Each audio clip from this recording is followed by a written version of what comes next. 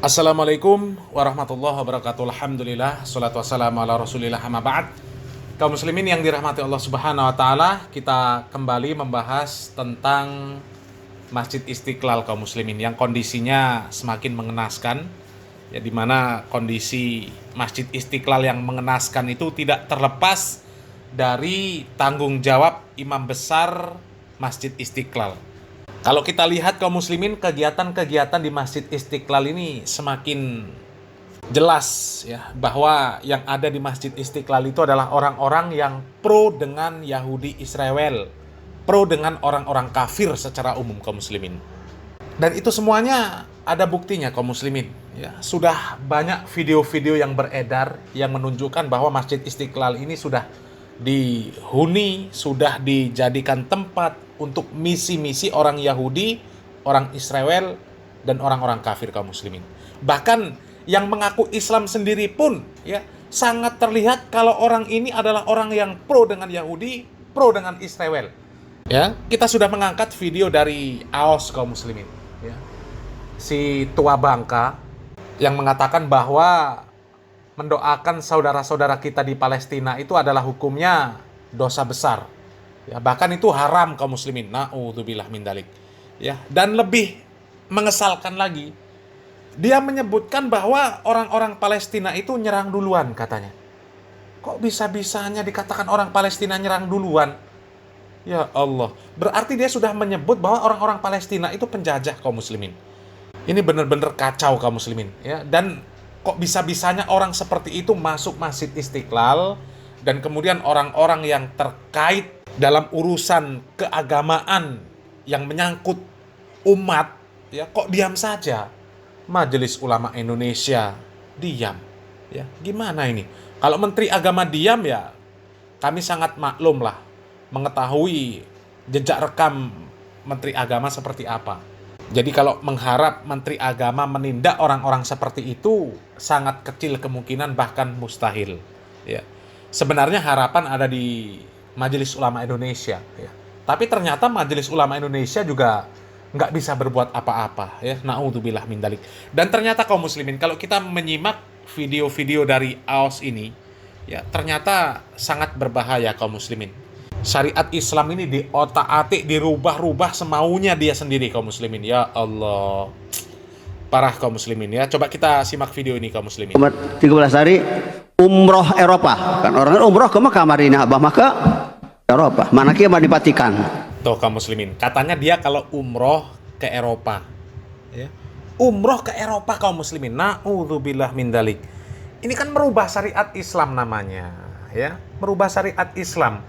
Dan video dari AOS ini yang mengatakan kalau dia umroh ke Eropa, ini bukan cuma satu ini kaum muslimin.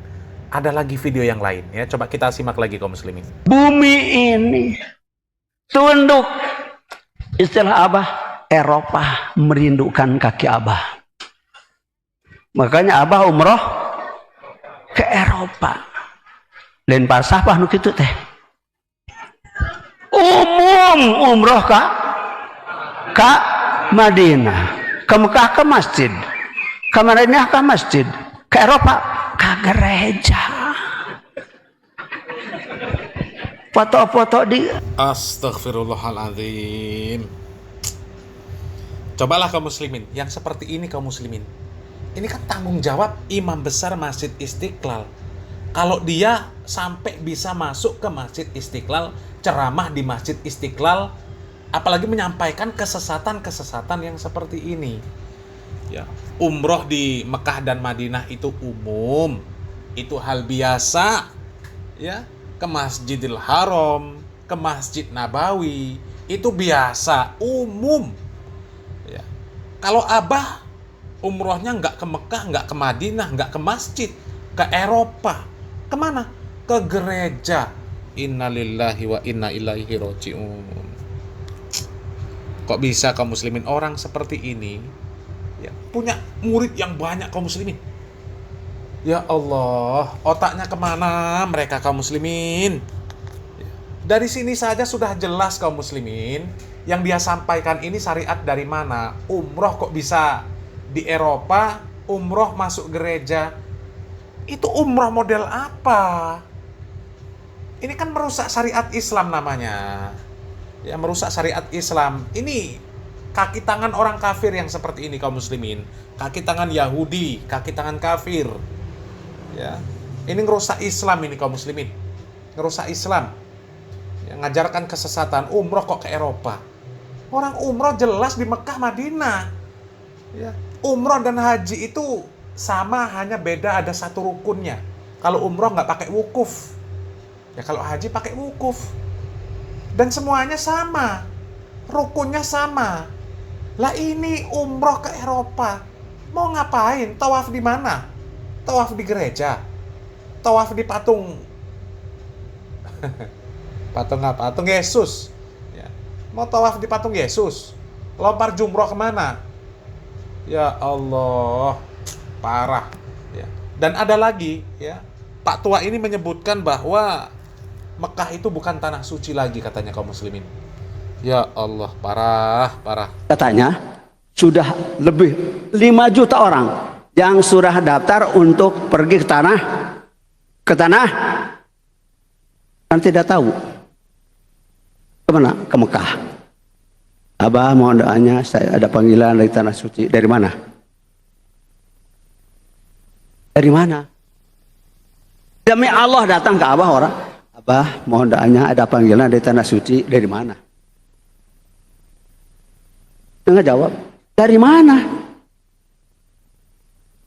Mau Mekah. Kalau Indonesia, jawab, mau sebut tanah kotor, angkat kaki dari sini. Tuh kaum muslimin, ya. Ngakunya muslim, ya, pakaiannya seperti seorang muslim, tapi ketika ada orang mengatakan dapat panggilan dari tanah suci, nggak terima. Ya, nggak terima. Mekah disebut tanah suci, nggak terima. Dan Indonesia maunya disebut tanah suci. Ya Allah. Kalau nggak menganggap Indonesia sebagai tanah suci, suruh kabur, keluar dari Indonesia. Innalillahi wa inna ilaihi raji'un. Ini kan, ya Allah, ya. Mekah itu disebut tanah suci karena orang kafir nggak boleh masuk di sana. Di sana itu harus suci dari segala bentuk kesyirikan. Itu, ya. Lah kalau Indonesia mau disebut tanah suci, suci apanya? Kesyirikan berkarat, maksiat. Dah, nggak usah dijelaskan kalau maksiat. Maksiat di mana-mana, lokalisasi di mana-mana. Ya, mau disebut tanah suci. Suci dari apa? Ya Allah. Koplak. Ya, dan jelas dia sebut Mekah itu bukan tanah suci lagi kaum muslimin, ya. Coba kita lanjutkan videonya. Tanah suci Mekah. Hei, Abah bikin status Dajjal membabi buta. Kenapa? Di Mekah itu Bismillahirrahmanirrahim sudah tidak ada, mesti ada di Istiqlal.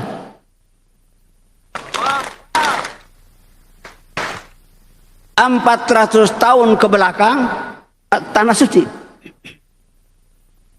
Setelah manusianya pulang, Syekh Ahmad Khatib sama Abdul Ghaffar, udah bukan tanah suci lagi. Dah, ya, fix. Ini orang bukan Islam kaum muslimin.